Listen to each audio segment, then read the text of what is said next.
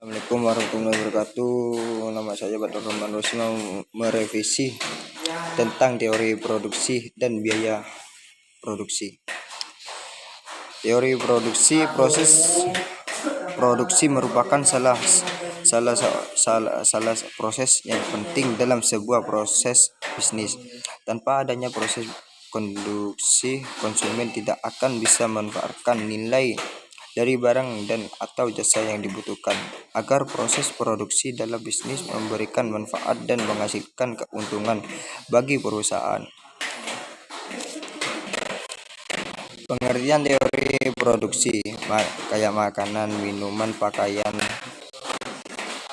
dan minyak wangi, dan semua yang akan digunakan untuk memenuhi kebutuhan hidup sehari-hari merupakan hasil produksi. Yang kedua tuh pasar persaingan sempurna. Pengertian pasar persaingan sempurna: pasar persaingan sempurna adalah pasar yang di dalamnya terdapat banyak penjual dan pembeli. Namun demikian, kedua pihak tidak dapat memengaruhi harga, karena harga ditentukan oleh pasar itu sendiri. Contoh pasar persaingan sempurna.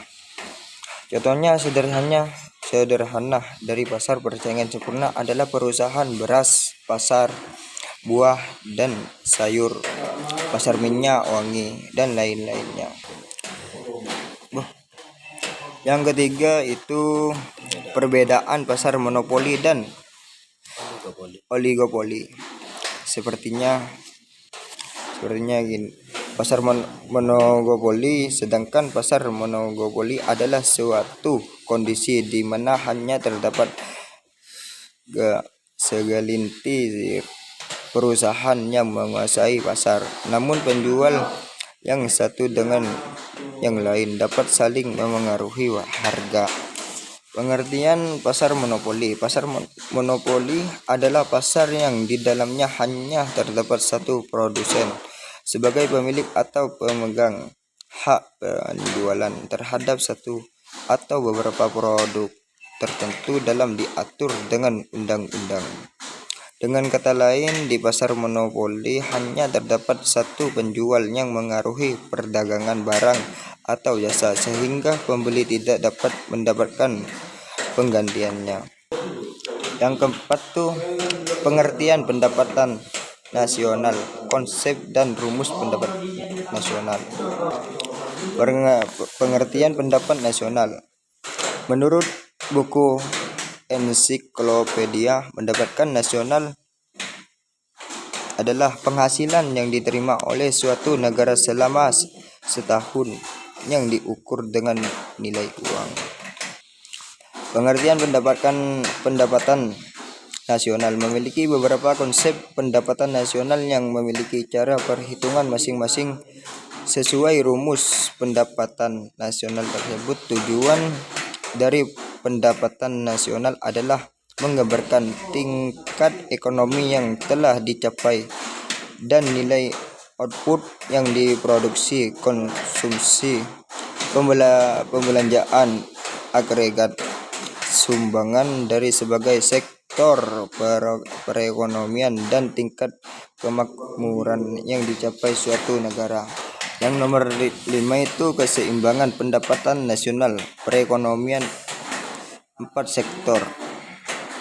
Analisis pendapatan nasional 4 sektor terdiri dari 4 pelaku ekonomi, yaitu RTK, RTP, RTN, dan RTLN. Analisis pendapatan nasional 4 sektor disebut juga analisis pendapatan nasional dengan perekonomian terbuka. RTLN artinya kegiatan ekonomi sudah dipengaruhi oleh sektor. Keenam itu uang bank dan kebijakan komunitor. Tujuan kebijakan moneter. Bank Indonesia memiliki tujuan untuk mencapai dan memelihara kestabilan nilai rupiah.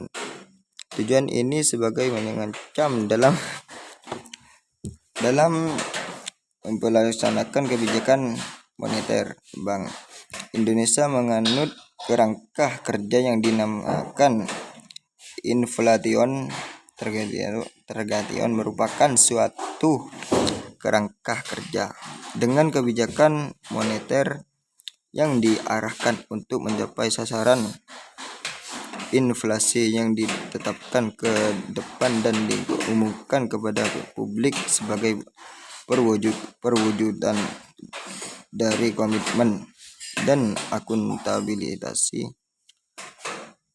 Bank Sentral.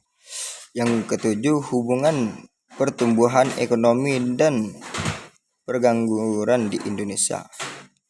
Pertumbuhan ekonomi dan pengangguran memiliki hubungan yang erat karena penduduk yang bekerja berkontribusi dalam menghasilkan barang dan jasa, sedangkan pengangguran tidak memberikan kontribusi. Dengan pertumbuhan ekonomi yang kualitas diharapkan yang mampu menyelesaikan masalah pergangguan dan kemiskinan. Sekian dari revisi makalah pengantar ekonomi. Mohon maaf kalau ada salah. Sekian, terima kasih. Wassalamualaikum warahmatullahi wabarakatuh.